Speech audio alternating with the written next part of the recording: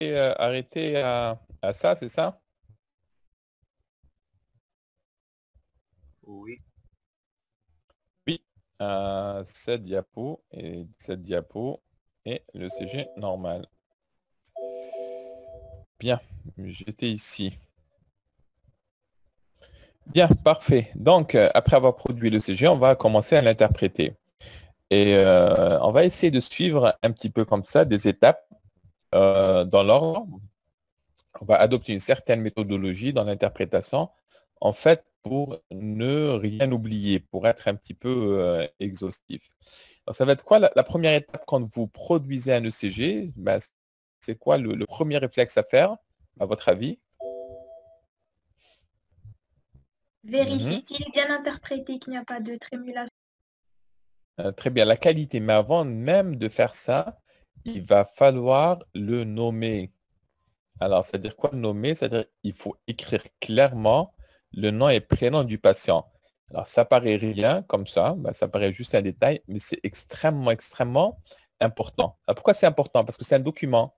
C'est un document du patient et c'est un document qui va rester. Voilà. Or, avoir un document qui n'est pas nommé, ben, va lui faire perdre un petit peu toute sa valeur. Bien. Alors, je vais vous donner un exemple pour illustrer un petit peu l'importance de ça, de cette étape. Alors, moi, je me rappelle d'un patient chez lequel, euh, qui était hospitalisé, qui avait un dossier. Un dossier. Alors, dans le dossier, il y avait des observations, des échos, un bilan, tout ça. Il y avait plein de CG dans son dossier, des CG qui sont présumés appartenir au patient. Alors, sur tous ces documents, tous ces ECG, il y avait son nom. Il y avait quoi? Il y avait un bloc de branche gauche. Voilà. Il y avait sur l'électron un bloc de branche gauche, en fait. Bien. Un bloc de branche gauche, ça signifie quoi? Ça signifie que l'une des deux branches du faisceau de His, hein, qui est la branche gauche, ne conduit pas, ne conduit plus. Bien.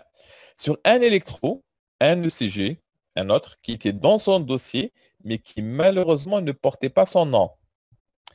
Il y avait non pas un bloc de branche gauche, mais un bloc de la branche droite. Bien. Et donc ça, c'est un petit peu troublant. Pourquoi? Parce qu'il peut y avoir deux cas de figure. Soit l'ECG qui n'est pas nommé appartient réellement au patient, c'est le sien. Et donc ce patient ferait par moment un bloc de branche gauche et par moment un bloc de branche droite. C'est possible, mais c'est grave. Et là, ça nécessite l'implantation d'un pacemaker. Ben, parce que quoi? Parce qu'il y a un risque de mort subite. Deuxième cas de figure, eh bien, l'ECG qui n'est pas nommé n'appartient pas au patient. Il a été glissé par erreur. Et donc, il ne fait pas de bloc de branche droit. Il a uniquement un BBG, un bloc de branche gauche. Auquel cas, il ne nécessite pas de pacemaker. Vous voyez que finalement, la conduite à tenir, la sanction thérapeutique va être extrêmement, extrêmement différente. Ben, si l'ECG qui n'est pas nommé appartient au patient ou pas. Et vous aurez fait quoi à notre place si vous avez eu ce même cas de figure? Qu'est-ce que vous pourrez proposer? De On refaire refait le le... CG. Alors, refaire le CG ne va pas vous apporter grand-chose parce qu'il peut y avoir un bloc de branche droit paroxystique. S'il n'existe pas maintenant, ça ne veut pas dire qu'il n'a pas existé auparavant. Un Holter ECG. Oui, un notaire ECG, il peut passer à côté d'un bloc de branche paroxystique s'il ne survient pas pendant l'enregistrement Holter. Et la question ECG de est, 24 heures.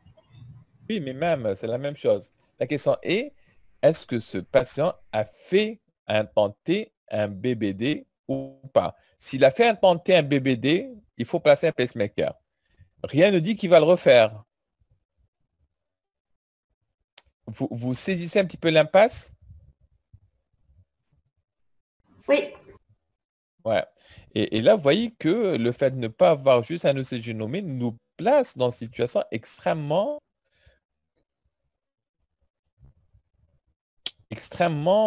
préoccupante, extrêmement malaisante. Voilà. Donc, si je considère que c'est sans tracé, qu'on a juste oublié de mettre le nom, ben, il faut que je lui place un pacemaker. Mais placer un pacemaker, c'est pas rien, c'est coûteux, ça peut avoir des complications. Si je considère que finalement, c'est pas son ECG, il a été mis par erreur, ben, je ne place pas de pacemaker. Mais si c'était pas le cas, ben, il pourrait faire une mort subite. Vous voyez que c'est extrêmement dérangeant. Donc là, qu'est-ce qu'on a fait nous? Ben, dans le doute, on a placé un pacemaker, ben, voilà, parce qu'on a cassé le plus grave, mais on a fait un petit peu voilà, la main forcée. Oui, ben, c'est clair, on l'a placé, mais peut-être que finalement, on a placé un pacemaker pour rien à ce patient. Vous voyez toutes les difficultés que peuvent engendrer un simple ECG qui n'est pas nommé. Voilà. Il faut absolument éviter cela parce que les documents peuvent se mélanger, n'est-ce pas?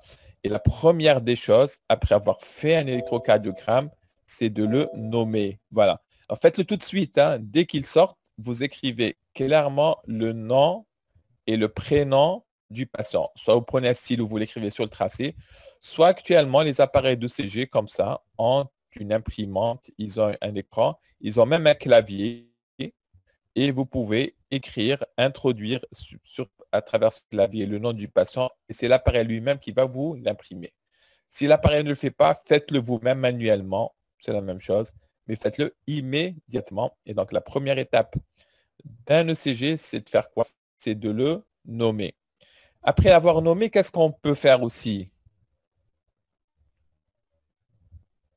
Écrire l'âge. Exactement, oui, l'âge de patient. Alors, si je le nomme, j'ai l'âge du patient. Hein, voilà. Ah, ça, c'est une information que je peux récupérer par la suite. Mais pas le nom. Ah, ben, La si on date de demande, naissance. La date de bravo, il faut le dater exactement. Il faut précisément le dater avec la date précise et même l'heure précise à la minute près. Alors, pourquoi c'est important de faire ça? Ben, parce que, encore une fois, je peux être amené à interpréter plusieurs électrodes, non pas un seul, mais plusieurs ECG d'un même patient. Et interpréter plusieurs ECG va me faire apercevoir quoi?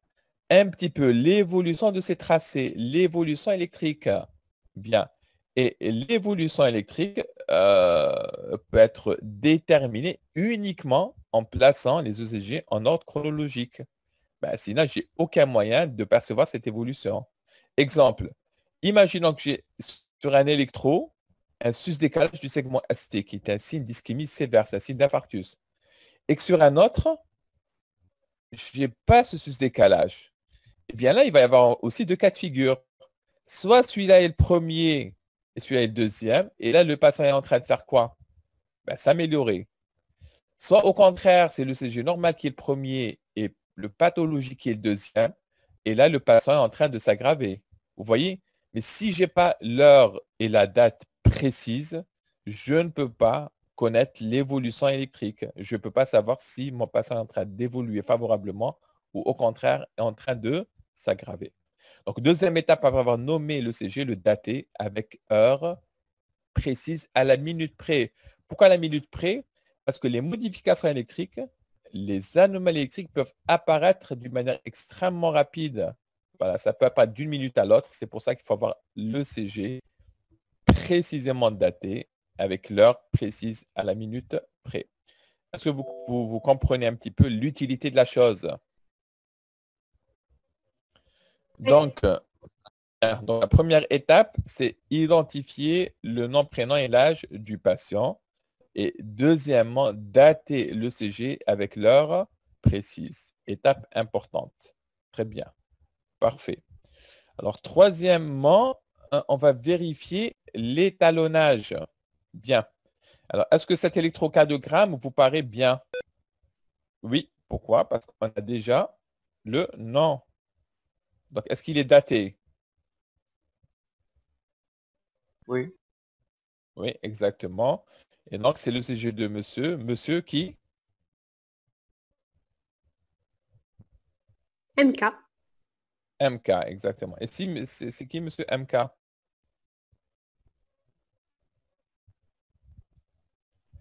En fait, c'est Mouchen Kamel. Hein? Voilà. En fait, c'est son propre CG. C'est son propre CG. J'espère pour lui qu'on ne va pas trouver d'anomalie, sinon on va l'appeler. Et le CG a été également daté. Il a été fait le 16-12-2015. À quelle heure précise? 8h22 du matin. Et ça, là, ça vous offre quoi comme information?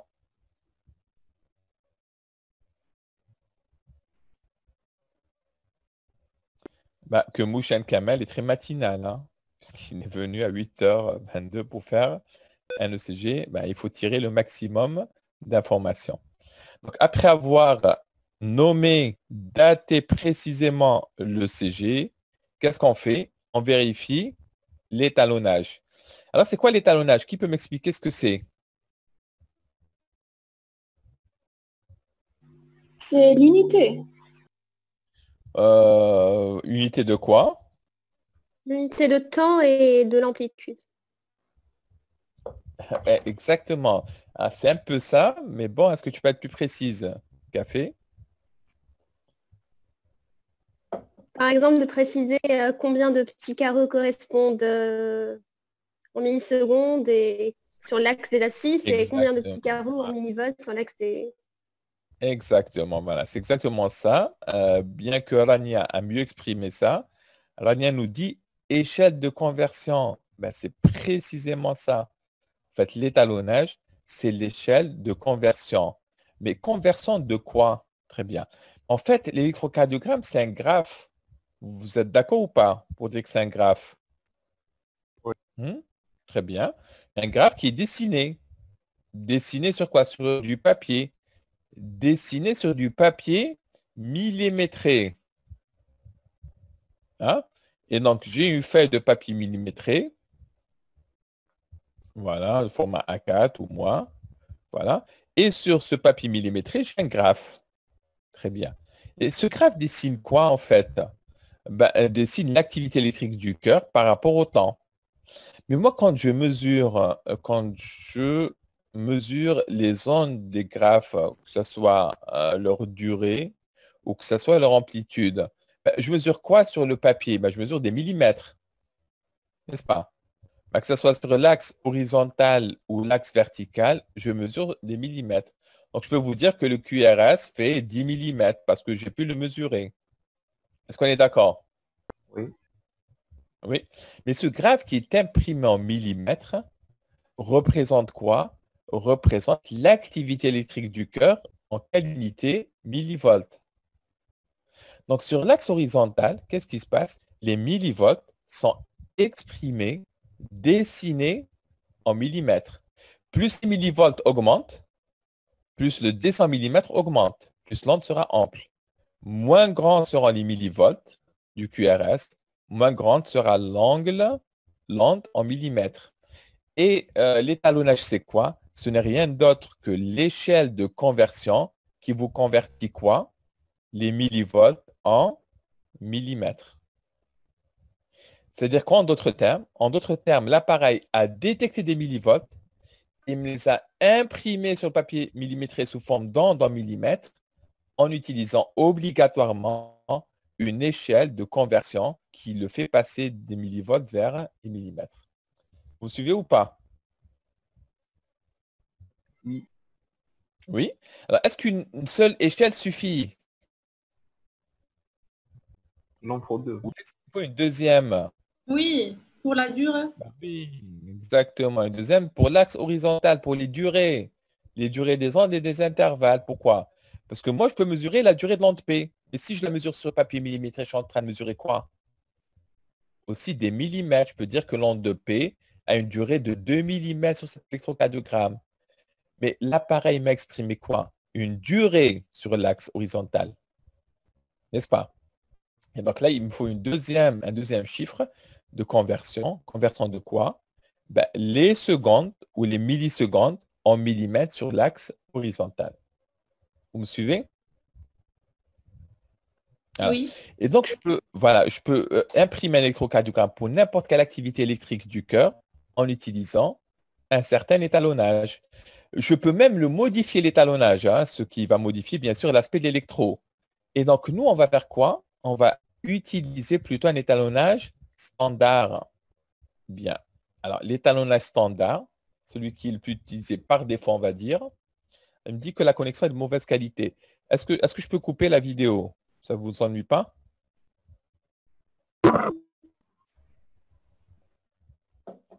Est-ce que la réception est toujours bonne? Je sais que l'après-midi, la connexion se ralentit un peu. Oui, on vous entend très bien. Ah, très bien. Et l'image est transmise très bien? Oui. Oui, ça va. Parfait. On continue. Parfait. Bien. Et donc, l'étalonnage standard, c'est celui-là. Voilà. C'est celui qui est utilisé en standard. Eh bien, 25 millimètres correspond à 1 seconde. Bien. Et ça, sur quel axe? La horizontale ou la verticale? Horizontal. Horizontale, exactement. C'est-à-dire quoi? C'est-à-dire, si vous prenez 25 millimètres, c'est-à-dire quoi 26 millimètres? C'est 1, 2, 3, 4, 5 gros carreaux, hein, puisque un gros carreau fait 5 millimètres et un petit carreau fait 1 millimètre. Donc, vous prenez 5 gros carreaux, ça correspond à quoi? À 25 millimètres, c'est-à-dire 5 fois 5. Et là, ça correspond à quoi? À 1 seconde. C'est-à-dire, entre l'enregistrement de ce QRS et 1, 2, 3, 4, 5 et ce QRS, il y a eu combien de temps? 1 seconde. Vous me suivez? Oui. Vous Oui. pouvez répéter? Bien sûr. Je continue, ensuite je vais répéter.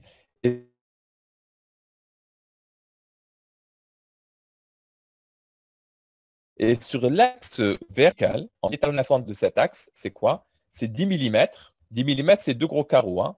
Correspond à quoi? À 1 millivolt. Voilà.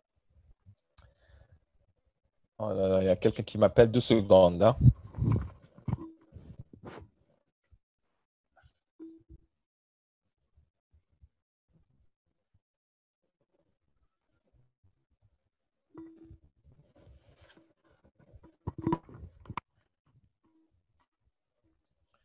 Donc, regardez par exemple en D2. Il a détecté l'électrocardiogramme, il a détecté un QRS, qui est celui-là, dont l'amplitude est de 1 millivolt. Et bien, il me l'a dessiné, il me l'a imprimé sur l'électrocardiogramme en utilisant l'échelle.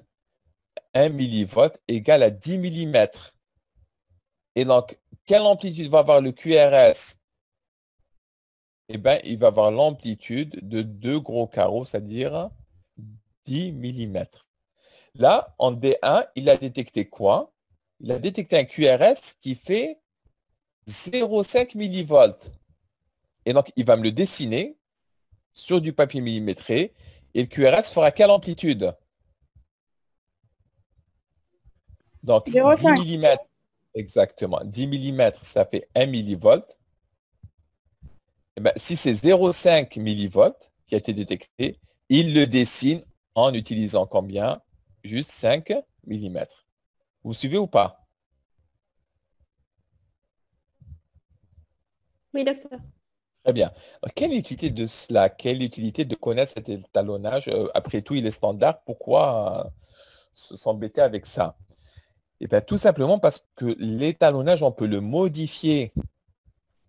Et donc, je peux faire la chose suivante. Je peux réimprimer le même tracé en utilisant quoi? Non pas 10 mm, c'est-à-dire 1 cm pour 1 millivolt, mais 20 mm pour 1 millivolt. Qu'est-ce qui va se passer?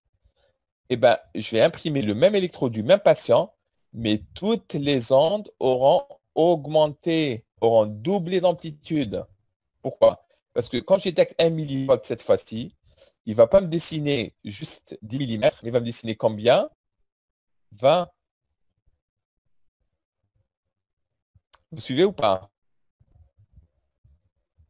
Oui. Oui, très bien.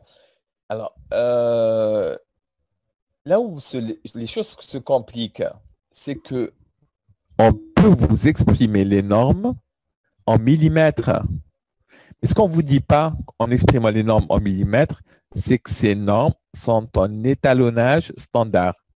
Est-ce que vous pouvez utiliser les normes en millimètres? Oui, à condition que le CG soit en étalonnage standard. Si vous modifiez l'étalonnage, vous ne pouvez plus utiliser ces normes. Vous devez d'abord les convertir avant de les utiliser. Je m'explique ça. Imaginons qu'on me dit la chose suivante. Je prends un livre de CG, je l'ouvre, je suis en train de lire, me documenter sur le CG, et on me dit que la normale de l'amplitude du QRS en D2 doit être inférieure à quoi? À 20 mm. La normale. C'est-à-dire si j'ai un QRS dans l'amplitude en D2 est inférieur à 20 mm, c'est qu'il est normal. Bien. Alors, moi, je vais voir si mon ECG, celui-là, est normal. Donc, je vais faire quoi? Je vais d'abord vérifier est-ce que cette norme est respectée. Donc, je vais aller mesurer le QRS en D2. Je trouve quoi? 10 mm. Donc, pour voir ce que le QRS en D2 est normal. Oui, puisque j'ai trouvé 10 mm. Et la norme me dit que ça doit être inférieur à 20 mm. À condition, donc mon raisonnement est juste, et je conclus que cet ECG est normal, à condition que quoi? Que l'ECG a été fait en étalonnage standard. Pourquoi? Parce que la norme, quand elle est exprimée dans les documents, elle est exprimée en millimètres en étalonnage standard. Donc, je peux comparer ce qui est comparable. Vous suivez ou pas? Oui. Oui? Oui, docteur. Est-ce que c'est clair ou là c'est flou? Oui, c'est clair. C'est clair. Donc, imaginons par exemple que j'enregistre un ECG non pas en 10 millivolts enfin 10 mm pour 1 millivolt, mais 5 millivolts pour 10 mm. Ça, j'ai divisé l'étalonnage par 2. Qu'est-ce qui se passe, à votre avis? Donc, au lieu de mettre 10 mm par millivolt, je mets juste 5 mm par millivolt. Qu'est-ce qui se passe? Il va m'enregistrer le même tracé, mais toutes les amplitudes ont été divisées par 2. Parce que quand il trouve 1 millivolt, il ne va pas me dessiner 10 mm, mais juste 5. Ça, j'ai modifié l'étalonnage en amplitude en divisant par 2. Vous me suivez ou pas? Oui. Oui, docteur. Très bien. Parfait. En utilisant cet étalonnage, non pas de 10 mm, mais de 5 mm, j'obtiens un QRS, par exemple, en V2 qui est de 10 mm. Est-ce que je peux utiliser la norme que j'ai lue sur le bouquin, qui est une normale inférieure à 20? Non. Parce que la norme est exprimée en millimètres. Je ne suis pas dans l'étalonnage standard. Et la question que je dois me poser, c'est que c'est 5 mm en demi-étalonnage, ou là c'est 10 mm plutôt que j'ai enregistré en demi-étalonnage, correspondent à combien de millimètres en étalonnage standard, à votre avis? Donc, je répète, là je suis en 5 mm par millivolt, donc c'est un demi-étalonnage, et toutes les ondes rapetissent de moitié. On multiplie par 2. 10, je dois faire quoi? Multiplié par 2. Les Par deux, amplitudes. exact. Voilà. Donc, le QRS est de 10 mm en D2. C'est parce que l'étalonnage a été enregistré en moitié. Et donc, le véritable QRS, si je le refais dans un standard, va pas être de 10, mais de 20. Donc là, j'ai un QRS qui est de 20. La norme, c'est inférieur à 20. C'est un QRS qui est pathologique. Vous voyez? Est-ce que vous avez compris un petit peu le principe? Vous Oui, pouvez docteur. répéter le dernier point, s'il vous plaît? Bien sûr, je vais répéter autrement. Où le souci, ou d'où vient le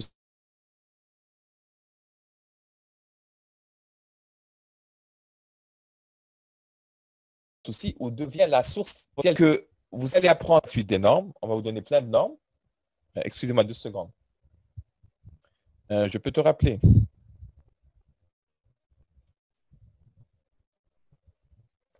Allô? Allô?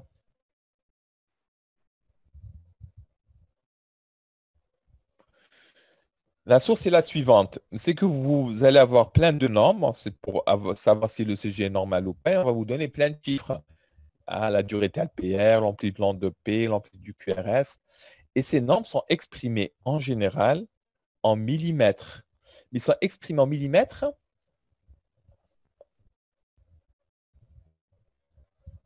en étalonnage standard. Voilà, c'est-à-dire que quand vous lisez sur un livre de CG, on vous dit que l'onde de P doit mesurer 2 mm en D2, mais ce qu'on ne vous dit pas, c'est que 2 mm en étalonnage standard. Donc, si votre CG a été enregistré en étalonnage standard, il n'y a aucun souci. Les normes peuvent être directement utilisées. Si par contre, votre CG a été enregistré dans un étalonnage modifié, vous devez d'abord convertir les millimètres sur votre électromodifié en millimètres en étalonnage standard pour pouvoir comparer aux normes. Et si vous ne faites pas ça, vous allez faire une erreur d'appréciation. Est-ce que vous avez compris le principe? Ah, ça c'est une bonne question, Zohra. Pourquoi on change l'étalonnage? Eh bien, je peux être amené à faire ça. Imaginons j'ai envie de mesurer l'onde de P en V5. Vous la voyez l'onde P en V5 ou pas? L'onde P, elle est là. Ah, elle est. Mais elle est trop petite, elle est écrasée. Et j'ai énormément de mal à la mesurer. Est-ce que je peux l'agrandir? Oui. Oui, comment je peux l'agrandir? En changeant l'étalonnage. En modifiant l'étalonnage. Donc, je ne vais pas mettre 10 mm par millivolt. Je lui ai demandé de me mettre 20 mm, le double par millivolt. Qu'est-ce qui se passe? Je refais le CG en cet étalonnage doublé. Et qu'est-ce qui se passe? Toutes les amplitudes vont doubler, y compris celle de l'onde de P, mais je peux la mesurer avec plus de précision. Et là, je peux dire, puisqu'elle a grandi, elle a doublé, en fait, j'ai fait comme un zoom, je peux dire qu'elle fait 5 mm. Mais 5 mm dans mon étalonnage propre, elle ferait combien d'étalonnage standard alors? En réalité? 2,5. 2,5, bravo. Et donc, je peux comparer la norme TEHA dans un livre de CG, voilà, à condition de reconvertir toujours en étalonnage standard. Vous me suivez ou pas? Bien.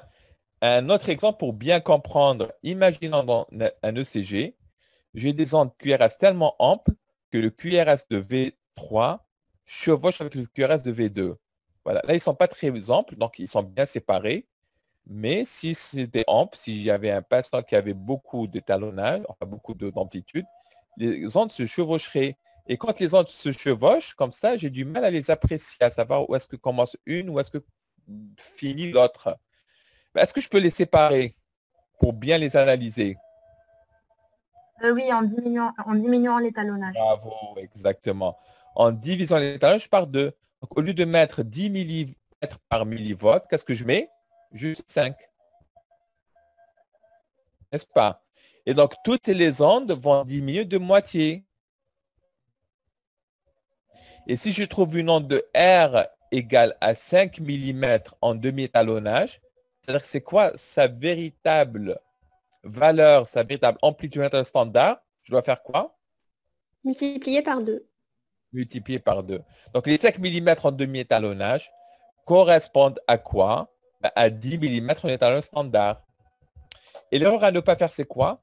C'est d'utiliser les normes en millimètres d'un étalonnage standard sur un ECG avec un étalonnage modifié.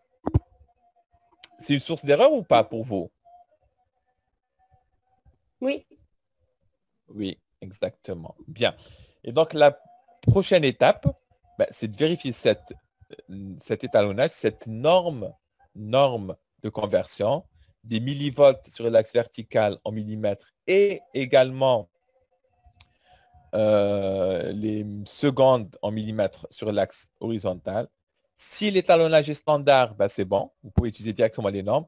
Si l'étalonnage a été modifié pour les raisons qu'on a citées, vous devez d'abord convertir en étalonnage standard pour utiliser les normes. Bien. Alors, un dernier exemple, je peux modifier l'étalonnage maintenant de la vitesse. Pourquoi cela? J'ai envie de durer l'intervalle PR en D2. C'est le début de l'onde de P jusqu'au début du QRS, intervalle PR. C'est trop petit et j'ai du mal à bien le mesurer. Est-ce que je peux l'allonger? Oui. Oui. En faisant quoi? En modifiant l'étalonnage. Lequel? Celui de l'axe horizontal. Et je ne vais pas mettre 25 mm par seconde, je vais mettre le double, 50 mm par seconde. Qu'est-ce qui se passe? Tous les intervalles et toutes les durées d'onde vont être multipliés par 2. Au lieu d'avoir un intervalle PR comme ça, je vais avoir un intervalle PR qui est le double. En fait, qu'est-ce que j'ai fait? J'ai accéléré la vitesse du déroulement du papier. Donc, cette échelle est appelée également la vitesse du déroulement du papier. Et donc, je peux mesurer l'intervalle PR. Imaginons que je trouve 30 millimètres. Est-ce que je peux comparer à la norme en étalonnage standard?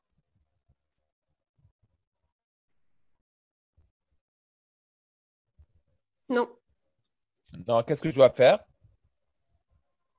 Convertir vers Diviser l'étalonnage par- standard. Divisé en deux. Ouais, divisé par 2. Donc, 30 millimètres en doublant l'étalonnage en vitesse correspondent qu'à 15 millimètres en étalonnage standard.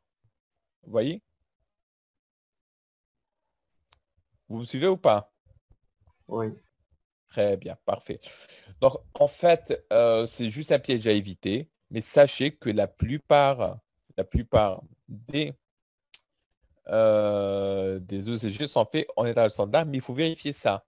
Alors, c'est d'autant plus trompeur que l'appareil lui-même peut vous modifier automatiquement l'étalonnage. Hein. En fait, il y a deux méthodes pour faire le CG par un appareil. Soit vous le faites en manuel et c'est vous qui décidez de l'étalonnage, soit vous le faites en mode automatique et l'appareil peut prendre la liberté de modifier l'étalonnage pour que tous les angles soient bien visibles et rentrent dans une feuille de papier.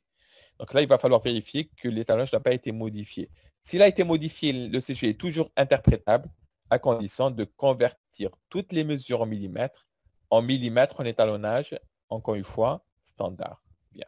L'étalonnage, vous l'avez ici, doit être présent sur l'électrocardiogramme et vous devez le vérifier. Bien. Et donc, l'étalonnage standard, c'est celui-là. Et à quoi correspond chaque millimètre alors? Ça aussi, c'est peut-être utile de le savoir. Bien. Donc, on est à un standard. On avait dit quoi finalement? C'est quoi l'échelle? Faites-moi rappeler. Donc, sur l'axe vertical, 1 millivolt correspond à quoi? À 10 10 millimètres. Exactement. Et donc, 5 millimètres, ça correspond à quoi? À 0,5 5 millivolts. millivolts. Exactement. Et 1 millimètre correspond à quoi? 0,1 millivolts. Voilà. Donc ça, ce n'est pas très important parce que vous trouverez les normes en amplitude toujours exprimées en millimètres et jamais en millivolts. Voilà. Encore faut-il juste s'assurer que l'étalonnage est standard, sinon vous convertissez. Par contre, sur l'étalonnage horizontal, c'est bien de savoir l'équivalent en secondes. Pourquoi? Parce qu'on peut vous exprimer le PR en secondes. On peut vous dire que l'intervalle PR, la lampe TAO, c'est entre 0,12 et 0,20 secondes. Voilà. Et ça correspond à combien de millimètres? Donc, l'étalonnage standard sur l'axe horizontal, c'est 25 millimètres par seconde. Yak. Si je divise par 5, ça fait 5 millimètres par le cinquième d'une seconde. Le cinquième d'une seconde, c'est 0,2 secondes. Et donc, un gros carreau sur l'axe horizontal en étalonnage standard, un gros carreau qui fait 5 millimètres, correspond à combien? À 0,2 secondes. Bien. Si je divise encore par 5, ça me tient 1 mm. 0,2 par 5, ça fait combien? 0,04. Et un petit carreau en étalonnage standard sur l'axe horizontal correspond à 0,04 secondes. Alors, je vais vous poser une question. L'intervalle PR normal se situe entre 0,12 et 0,20 secondes à l'état normal. Et dans combien de millimètres?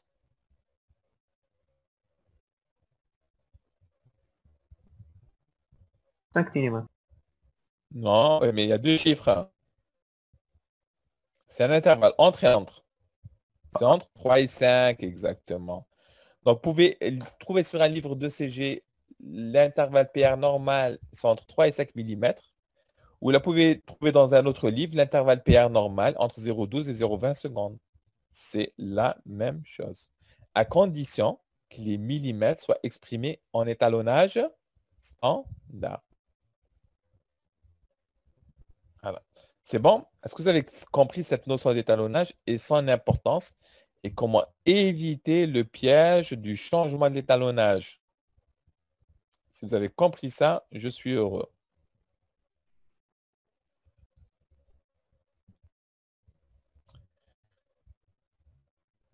Bien.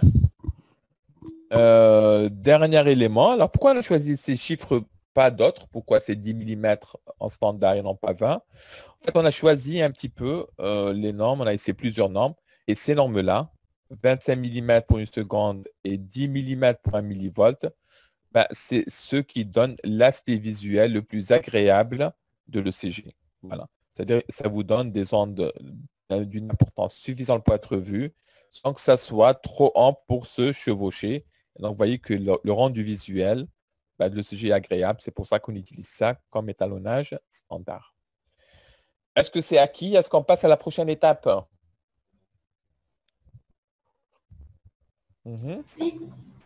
Oui, docteur. Oui, parfait. Donc, نعاود نوليو souris. Oups.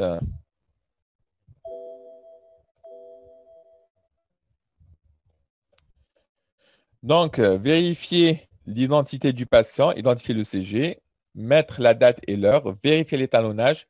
Quatrième étape, vérifier la qualité du tracé. Alors, ça veut dire quoi vérifier la qualité du tracé?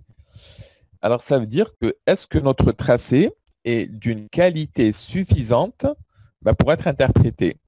Bien. Alors, ça veut dire quoi? Ça veut dire qu'il va y avoir des conditions. La première condition, il faut que la ligne de base soit rectiligne, horizontale. Il ne faut pas qu'il y ait des lignes qui montent comme ça ou qui descendent.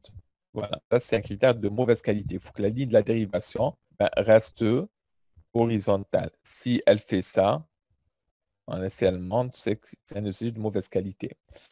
Deuxièmement, quand il n'y a pas d'activité électrique, c'est-à-dire entre les QRS, il faut que le tracé soit droit.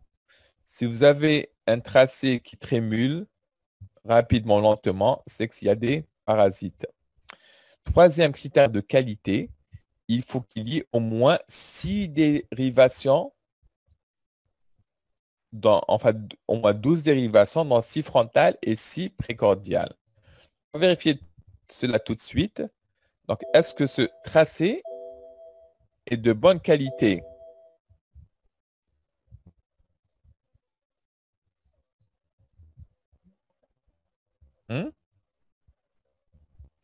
Donc oui, il me semble de bonne qualité. Pourquoi? Premier critère, il n'y a pas de trémulation en ligne de base. Quand il n'y a pas d'activité électrique, la ligne de base est rectiligne. Deuxième critère, la ligne des dérivations est horizontale. Elle ne varie pas, elle n'ondule pas comme ça. Voilà. Et troisièmement, cet ECG contient bien les 12 dérivations, dont 6 sont frontales et 6 sont précordiales. Et donc, c'est un ECG qui est complet. Il n'y a pas une dérivation qui manque. Ça. Mais pourquoi un ECG standard contient 12 dérivations alors qu'on a placé 10 électrodes? Je pense qu'on a répondu à cette question dans le premier TD, mais qui peut me faire rappeler la réponse?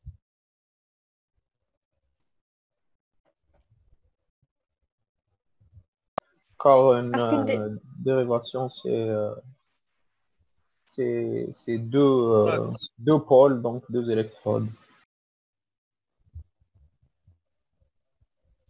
2 dérivations, exactement. Donc, une dérivation n'est pas synonyme d'électrode. En fait, une dérivation, c'est quoi? C'est un jeu d'électrodes, une combinaison d'électrodes. Bien.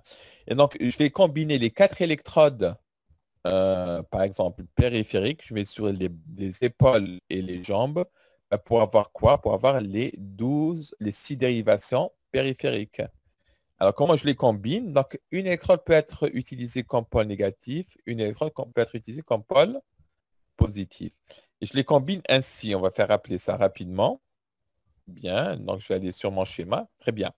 Alors, si j'utilise l'électrode de l'épaule droite, n'est-ce pas, comme pôle négative, alors elle porte quelle couleur celle-ci? Rouge. Rouge. Rouge, bravo, exactement.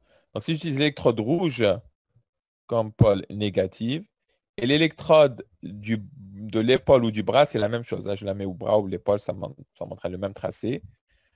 Et l'épaule, l'électrode jaune comme pôle positif, j'obtiens quoi? J'obtiens une dérivation. Une dérivation qui va être un axe horizontal. J'applique 1. Alors là, remarquez une chose, j'ai utilisé une seule électrode comme pôle négatif et une seule électrode comme pôle positif, ça m'offre une dérivation dite standard, une dérivation dite aussi bipolaire, une véritable bipolaire, c'est-à-dire que chaque électrode est utilisée comme pôle. Maintenant, je peux utiliser la même rouge, celle de l'épaule droit, comme toujours pôle négative, et celle de la jambe, la verte, la jambe gauche comme pôle positif. J'obtiens une deuxième dérivation qui va être orientée toujours du point négatif à le point positif, et elle va être comme ça verticale. Voilà, un petit peu en biais que j'appelle D2. Bien. Alors, remarquez une chose, c'est qu'une électrode, en l'occurrence rouge, peut être utilisée, une seule électrode, comme être utilisée par deux dérivations en même temps. Hein. C'est possible tout ça. Hein. Bien. Alors, ça, je l'ai dit, hein, mais bon, je suis en train de répéter pour que ça... Alors, cette fois-ci, je peux utiliser maintenant l'électrode jaune, donc épaule gauche, comme pôle négatif cette fois-ci. Voilà. Et toujours la jambe gauche comme pôle positif. Et là, j'obtiens une troisième dérivation orientée un petit peu comme ça. Et je vais appeler D3. Et j'obtiens trois dérivations bipolaires standards qui sont D1, D2 et D3. Voilà. Troisième information importante, une électrode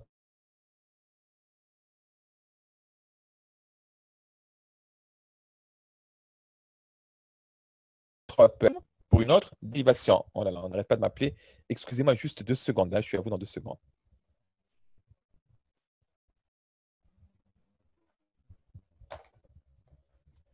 Oui, Riyad. Ok, d'accord.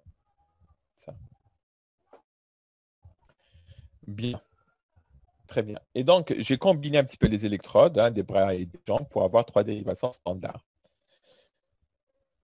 Une autre manière de procéder, c'est d'utiliser une électrode comme pôle positif et toutes les autres comme pôle négatif. Et là, j'obtiens ce qu'on appelle des dérivations unipolaires. Voilà. En fait, c'est forcément unipolaire. Hein. L'électricité, c'est toujours entre deux pôles. Voilà. Mais comme le pôle négatif, c'est tout le reste, c'est un pôle un petit peu virtuel. Donc, il y a un pôle positif qui est une électrode et tout le reste, c'est un pôle négatif. Et donc là, je peux avoir d'autres combinaisons. Si j'utilise celle du bras ou l'épaule gauche comme pôle positif et tout le reste comme pôle négatif, même les précordiales d'ailleurs, j'obtiens quoi? Une dérivation que je vais appeler AVL. Voilà. Quand j'utilise les autres électrodes comme pôle négatif, j'obtiens un pôle négatif virtuel qui est à mi-distance entre le reste, qui se situe virtuellement pratiquement au centre du cœur.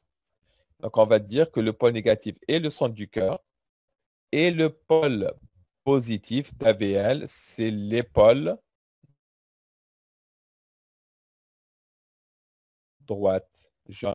Si j'utilise maintenant la rouge épaule, gauche, droite, excusez-moi, comme pôle positif, j'obtiens une autre dérivation que j'ai appelée AVR. Dérivation périphérique unipolaire. Jambe gauche, cette fois-ci, comme pôle positif. Tout le reste comme pôle négatif.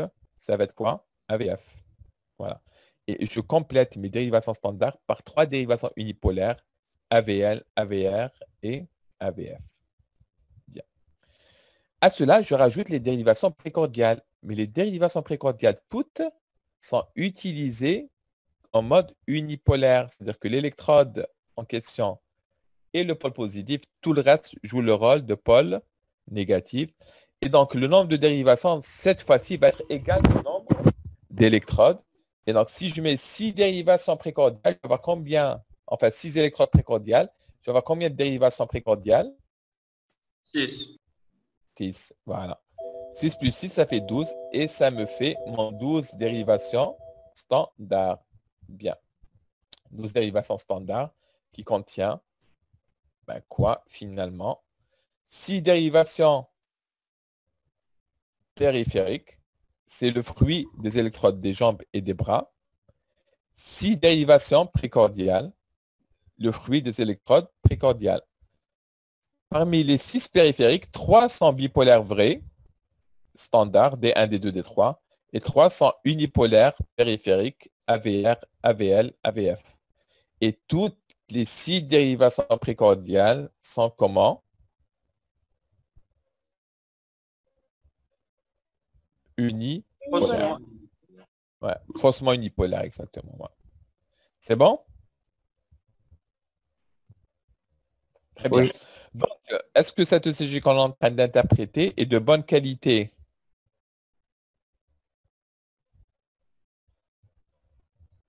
Oui, puisqu'il contient 6 dérivations, dont 3 dérivations périphériques, 3 dérivations précordiales.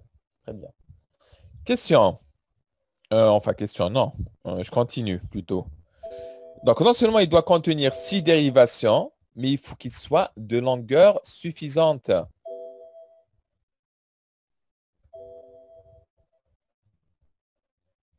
Alors, ça veut dire quoi?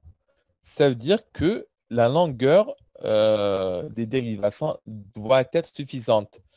C'est quoi une longueur suffisante? Je dois avoir au moins 6 complexes QRS, 6 battements cardiaques. Voilà, c'est-à-dire si vous avez un ECG, comme ça, je vais essayer de le dessiner. Bien. Dessiner, je vais peut-être partager un tableau blanc. Si j'ai un ECG comme ça, voilà, j'ai D1, D2, D3, AVL, AVF, AVR, V1, V2, V3, V4, V5, V6. Déjà, j'ai une bonne chose, j'ai les 12 dérivations.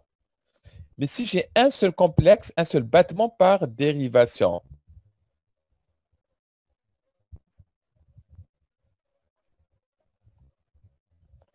est-ce que cette ECG est de bonne qualité ou la qualité suffisante pour être interprétée? Non. Pourquoi non? Alors qu'il a 6 dérivations. C'est que chacune des 6 dérivations n'est pas assez longue. Elle contient juste un seul complexe QRS. Ou même 2, même si c'est 2. Pourquoi c'est important d'avoir plusieurs battements cardiaques, plusieurs complexes QRS, à votre avis? Pour les extrasystoles. Par Non, exemple. pas vraiment, non. Non, c'est un truc plus basique que ça même. Hein. Parce que sur l'électrocardiogramme, vous devez un petit peu calculer la fréquence cardiaque.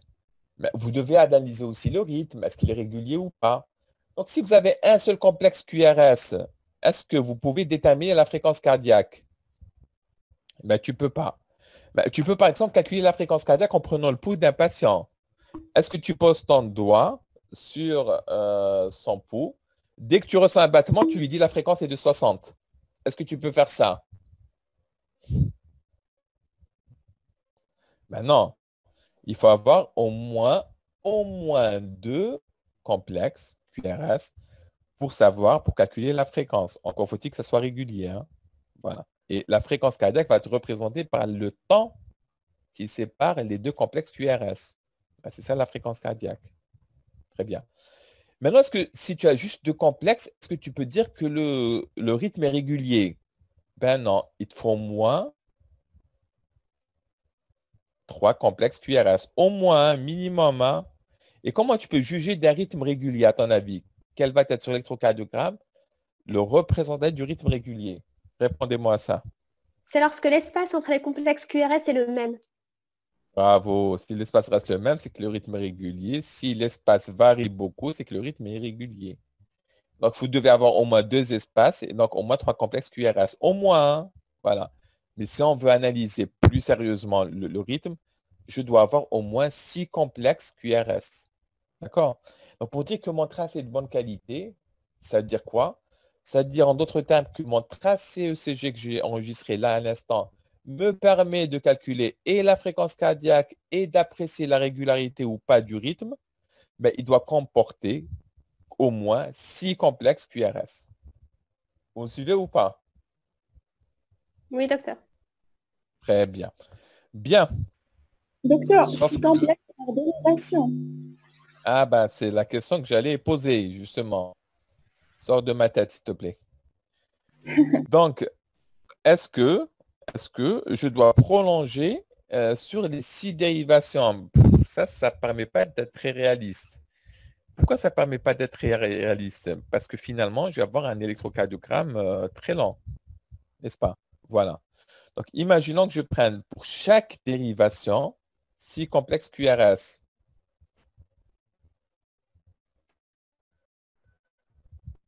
Alors, je vais avoir 6 complexes QRS sur D1. Donc, ça prend déjà une forme A4.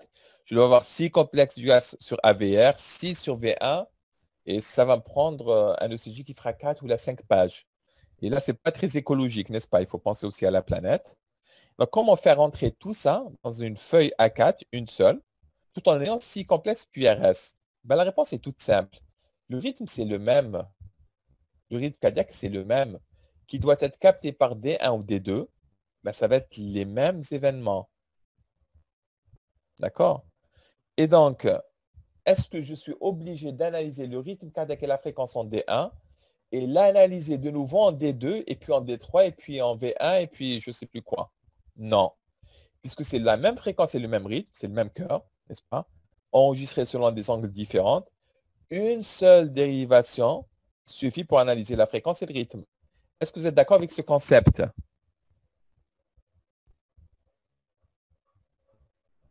Oui. Exactement.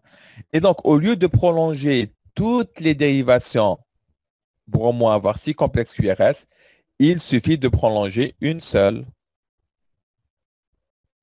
Donc, je choisis une, ma préférée. Je peux choisir le D2 et je vais prolonger le D2 sur toute la longueur du tracé. Voilà. Ce qui permet d'avoir quoi? En plus d'un 12 dérivations standard, un D2, une dérivation qui est le D2, qui est prolongée sur toute la longueur du QRS, du tracé. Voilà. En fait, c'est une feuille A4 à l'IA, mais sur une feuille A4, vous avez 2 électrons imprimés dans la même feuille. Vous avez un 12 dérivations standard, celui-là, et puisqu'il me reste du papier en bas, je peux prendre une dérivation et je l'allonge sur toute la longueur du tracé, ce qui m'offre une dérivation assez longue pour contenir 6 complexes QRS. Est-ce que j'ai 6 complexes QRS? Oui. 1, 2, 3, 4, 5, 6, 7, 8, 9, 10, 11, 12. J'en ai 12. 12 étant supérieur à 6. Mon tracé ECG est de bonne qualité. Monsieur, on choisit manuellement, c'est automatique. Oui, ben on peut choisir manuellement. On peut choisir, je peux faire un V5 lent. Je peux faire un D1 lent. Je peux faire varier. Mais là, j'aime bien le D2. Pourquoi c'est le D2? Parce que c'est une dérivation qui voit très bien l'onde de P, qui voit très bien le QRS. C'est pour ça qu'elle est intéressante. Et quand on fera la suite, on va expliquer pourquoi le D2 voit bien à la fois l'onde de P et le QRS.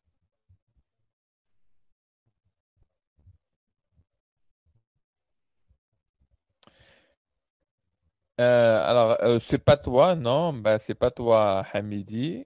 Effectivement, la distance entre les QRS en bas n'est pas la même. Alors, Hamidi, Manal, tu conclus à quoi, Manal?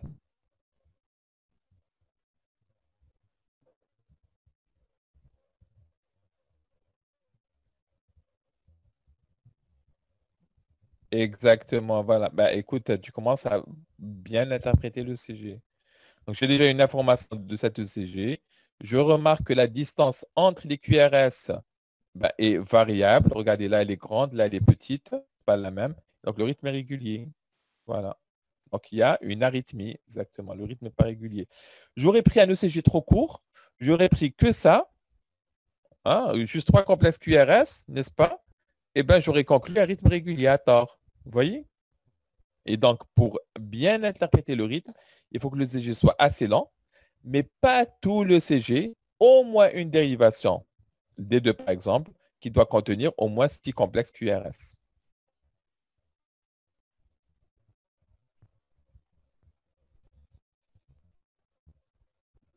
Bien. Est-ce que c'est bon?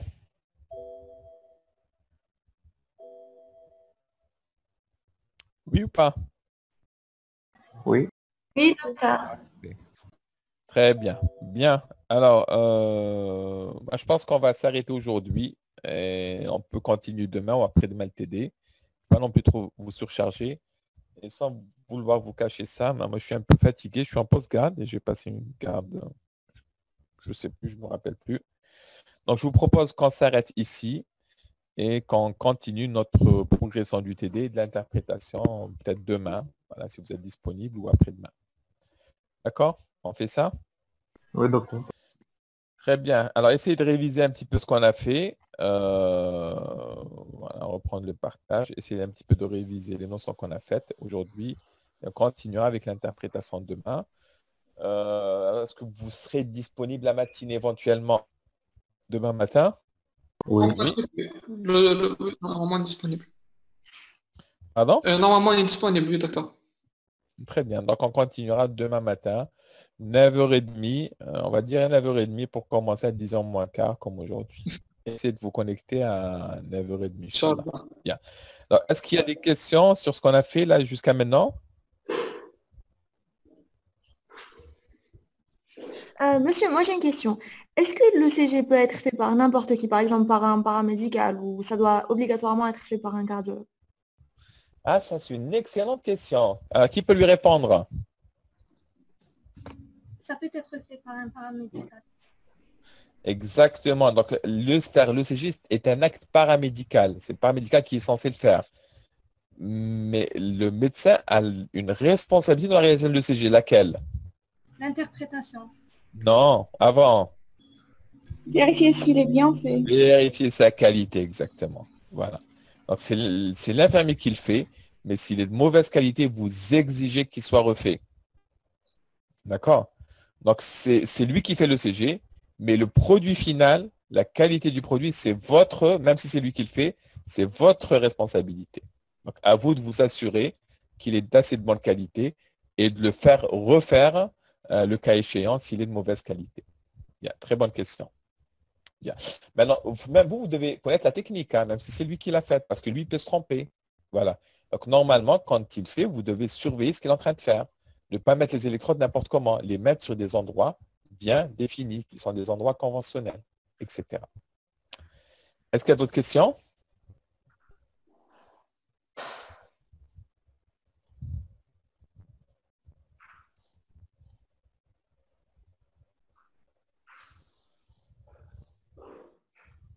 Il n'y a pas eu beaucoup de questions. S'il n'y a pas eu beaucoup de questions, c'est deux choses l'une.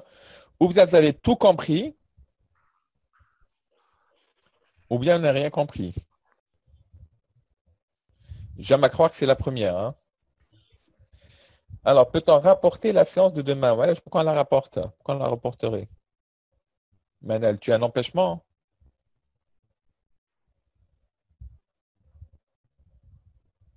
Alors, vous voulez demain ou lundi?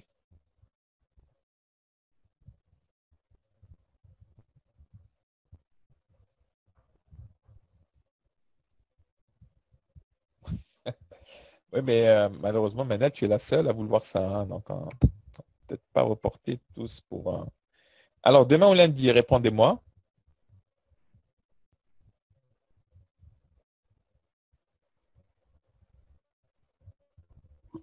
Ouais, je pense que c'est petit lundi. Tu fais une campagne de pub ou pas? Alors, on va peut-être faire demain. Il faut qu'on avance. Alors, l'enregistrement, je ne suis pas très chaud pour l'enregistrement. Par contre, on fera par petites parties. Donc, demain, avant de commencer la deuxième partie, on fera une révision de la première partie.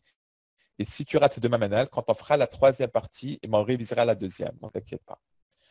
Bien. Alors, pourquoi les précordiales sont dites unipolaires? Encore une fois, c'est faussement unipolaire. Hein. Voilà, unipolaire parce que j'identifie bien le pôle positif. Donc, j'ai un pôle positif. Et le pôle négatif est mal identifié parce que c'est tous les autres électrodes. Ce n'est pas une seule électrode. Et quand j'utilise tous les autres électrodes, ça me crée un pôle virtuel un petit peu au centre du cœur. Voilà, c'est un petit abus de langage. Bien. Maintenant, il y a une question à laquelle j'attendais que vous n'avez pas posée. Est-ce que je peux poser les questions que vous ne posez pas vous? Alors, comment calculer la fréquence cardiaque? Ça viendra demain, Inch'Allah. La question que vous ne m'avez pas posée, c'est quelque chose qu'on n'a pas utilisé. Qu'est-ce qu'on n'a pas utilisé comme électrode? Celle de la jambe droite. Exactement, voilà, la noire de la jambe droite. Et elle sert right foot, exactement. Pas right foot. Hein. Alors, leg plutôt, hein, ses jambes, pas faute ses pieds. Alors, pourquoi on n'a pas utilisé la droite? Elle sert à quoi la droite? Mhm. En fait, la droite, elle sert à un petit peu déparasiter la peau. C'est-à-dire quoi? C'est-à-dire que toutes les électrodes qu'on va récupérer, on va soustraire le potentiel de la peau. Et donc, il faut qu'on ait, voilà, elle joue le rôle un petit peu de la terre, exactement. Donc, on va soustraire, pour capter uniquement l'électricité du cœur, à tout ce qu'on capte dans les autres dérivations, l'électricité à la surface de la peau, l'électricité statique de la peau. Donc, je dois avoir un échantillon de ce potentiel et j'utilise la jambe droite comme recueil de l'électricité cutanée que je vais soustraire à toutes les électrodes. Donc, elle joue un rôle de terre, effectivement. Bonne réponse. Bien. Est-ce qu'il y a d'autres questions? Docteur, s'il vous plaît, on a une différence entre rythme sinusal et régulier. Il y a une différence entre les deux. Entre quoi et quoi? Entre un rythme sinusal et régulier. Oui, bien sûr. Donc, le rythme peut être sinusal et irrégulier, comme le rythme peut être sinusal et régulier. Les deux cas de figure peuvent se voir. Bien. Quelle est la différence entre les deux? Ça, on va le voir demain. D'accord. Voilà.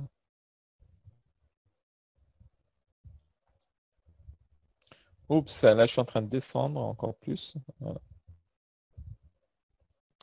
Bien, d'autres questions ou pas? Docteur, j'ai une question. Vas-y. Pour les ventouses postérieures et les ventouses V4R et V3R, est-ce qu'on les met en même temps? Ou bien il suffit de mettre les ventouses postérieures toutes seules? Bon, on peut les mettre en même temps. Hein, on peut les mettre en même temps. Voilà. En fait, en réalité, je n'ai pas plus que 6 précordiales. Qu'est-ce que je vais faire? Je vais déplacer. En fait, on déplace les électrodes. Donc, je vais par exemple prendre V2, V3 et les mettre à droite. Et puis, je vais prendre V4, V5, V6 et les mettre en V7, V8, V9. Je vais imprimer le tracé ECG, n'est-ce pas? Quand je lis V3, VR, V4, je vais barrer V3, je vais mettre V3R. Voilà. Mais on a dit que chaque électrode avait sa position, qu'il fallait la respecter. Je comprends, mais c'est toi qui ne m'as pas compris. Et donc, V4, V5, V6, je vais barrer, je vais mettre V6, V7, V8, V9. Voilà. Je vous explique le problème et la solution. Vous avez un appareil de CG. L'appareil de CG fait un fil.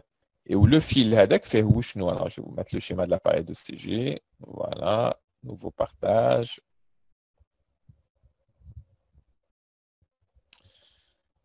Voilà. Vous avez le partage ou pas?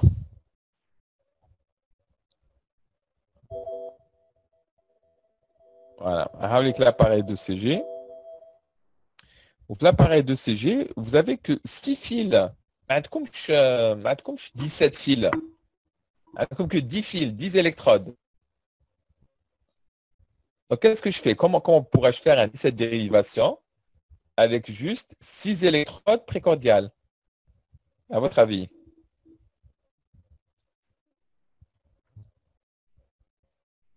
On fait un premier tracé avec les électrodes placées comme on a dit, et après on fait un deuxième en changeant de place. Voilà, exactement. Tu as bien compris. Donc, je vais faire quoi? Je vais prendre V3 et V4. Je vais les décoller et les mettre à droite. Et je vais prendre je pense que je vais prendre V2 là. Je vais prendre V4, V5, V6 et je vais les mettre dans le dos. Mais l'appareil, c'est pas que j'ai déplacé. Donc l'appareil va m'imprimer un ECG. Voilà.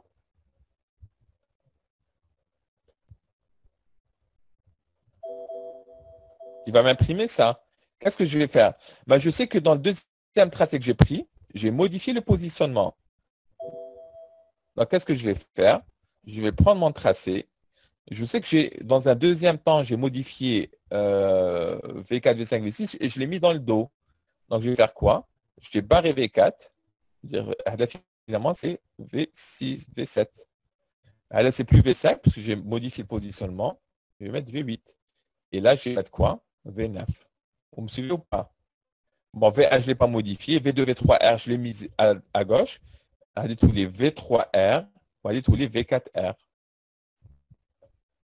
Vous me suivez? Oui. Voilà. Donc, finalement, j'ai déplacé les électrodes, mais je dois corriger aussi sur le tracé parce que l'appareil, lui, il est bête et discipliné. Hein. Lui, ce qu'il reçoit par V6, ça peut être que V6. Comme j'ai déplacé V6 en V9, ce qui m'imprime où en étant V6, je le barre et je le mets V9. Voilà. Donc, je ne peux pas faire un 17 dérivations simultanément. Je fais mon 12 dérivations standard, je déplace les électrodes et je complète par le 17 dérivations. Mais est-ce qu'on peut placer n'importe quelle électrode, par exemple, à la place de V9, ou c'est obligatoirement V6 qui doit Non, donner le V9? n'importe quelle électrode. Voilà. Je peux prendre V1 et la mettre en V9. D'accord? Mais dans ce cas-là, qu'est-ce que je fais? C'est là où je corrige V9. Ça me tenait, selon ce que j'ai fait.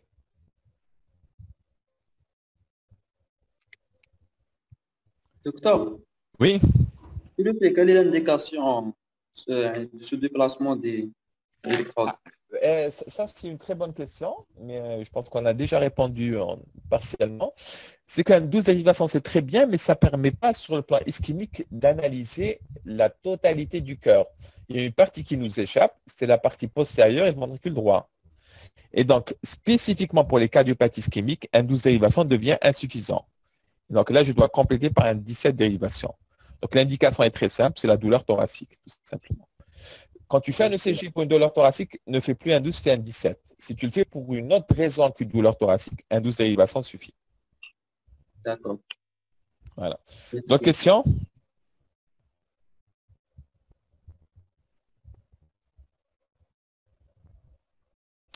Bien, donc s'il n'y a pas d'autres questions, ben, écoutez, je vous dis donc à demain, 9h30, Inch'Allah. Voilà.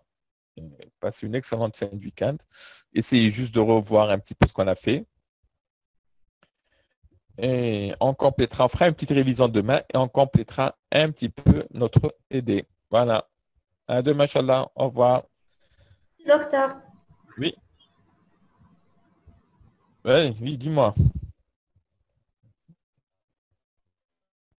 Je serai tes docteur ou là, au revoir? Non, il vous a juste dit au revoir, docteur. C'est tout. Ah, d'accord. Ok, ok. Allez, au revoir, docteur. À demain, Inch'Allah. Allez, au revoir demain. Sarah, voilà. De rien, je vous remercie.